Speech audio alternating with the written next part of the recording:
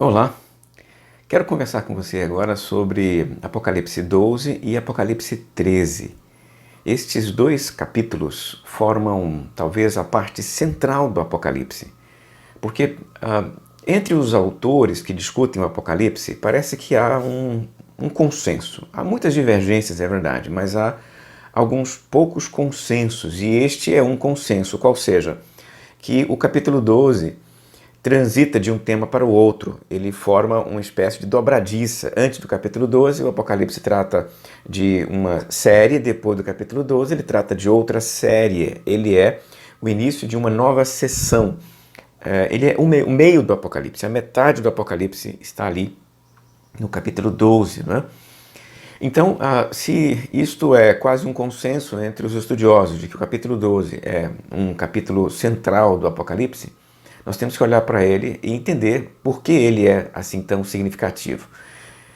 E dali para frente você percebe que há realmente uma narrativa que se desenvolve de forma quase linear, desde o 12 até o 22. Então, entenda comigo aqui, o capítulo 12 é o início de uma nova sessão no Apocalipse.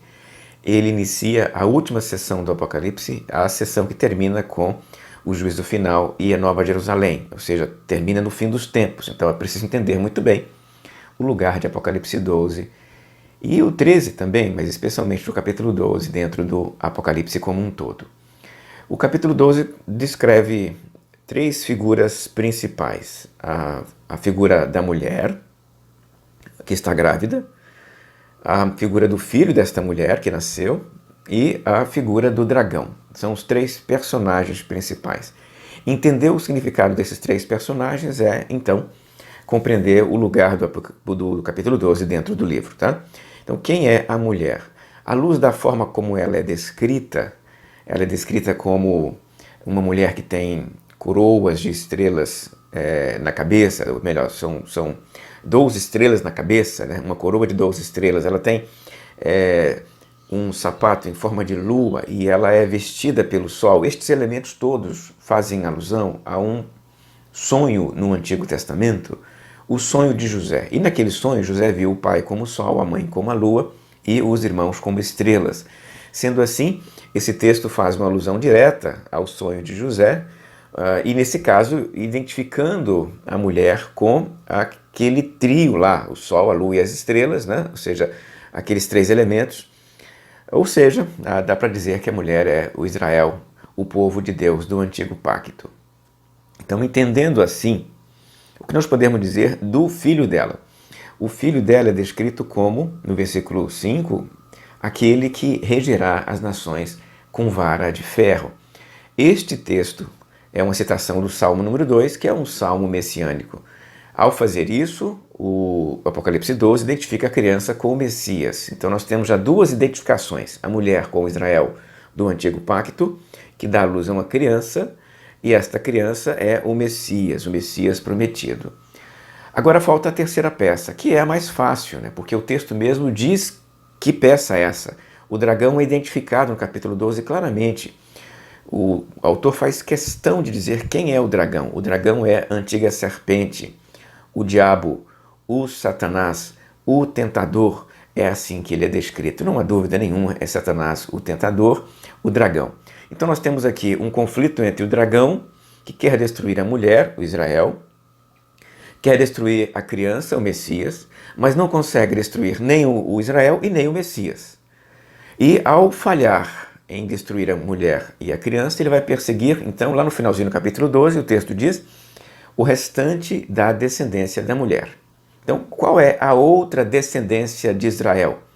O texto também faz questão de identificar no final desse capítulo 12, quando diz que eles são aqueles que guardam o testemunho de Deus e de Jesus Cristo. Ora, uma expressão como essa aponta diretamente para os discípulos de Jesus, a sua igreja. Então nós temos diante de nós a história completa do capítulo 12. Israel, o Messias, o diabo e a igreja. A igreja são os outros filhos da mulher. O Israel deu à luz ao Messias e deu à luz à igreja. Satanás tentou destruir Israel, não consegue, tenta destruir o Messias, não consegue, e agora ele vai perseguir a igreja, final do capítulo 12. como ele persegue a igreja?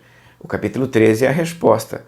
Satanás perseguirá a igreja por meio de duas bestas. Uma besta que se levanta do mar e outra besta que se levanta da terra. A forma como elas são descritas, de novo aqui, aludem às feras, aos monstros do caos do livro de Daniel. Nós podemos então entender que o capítulo 13 é uma referência àquelas figuras que nós chamamos de adversário escatológico ou anticristo, esse personagem falso profeta do final dos tempos, né? Ele às vezes se confunde, o anticristo e o falso profeta, mas em linhas gerais os textos narram duas figuras diferentes. Um é o anticristo e o outro é o falso profeta. Tá? O anticristo é aquele personagem instrumentalizado pelo dragão para perseguir a igreja de Deus, e o falso profeta é aquele que promove a figura do anticristo. Nós temos então no capítulo 13 a forma pelo qual o dragão, Satanás, persegue a igreja de Deus, dos tempos de João, durante toda a história, nos dias presentes e no final dos tempos. Satanás usa figuras que agem como o anticristo, figuras que agem como o falso profeta, para perseguir a igreja de Deus. A história não termina por aqui. Você sabe que no capítulo 13 nós temos o capítulo 14, o 15, o 16 e o 17, ou seja, o texto segue. Mas estes dois capítulos formam então uma explicação bem clara para o povo de Deus porque nós somos perseguidos na terra. Somos perseguidos na terra porque o dragão falhou, fracassou. Fracassou em destruir Israel, fracassou em destruir a igreja, ou melhor, destruir o Messias, e agora ele persegue a igreja por meio de figuras que agem como anticristo, em oposição ao povo de Deus, com ódio às obras do Senhor. Vamos parar por aqui. Eu continuo numa outra oportunidade. Até lá, se Deus quiser.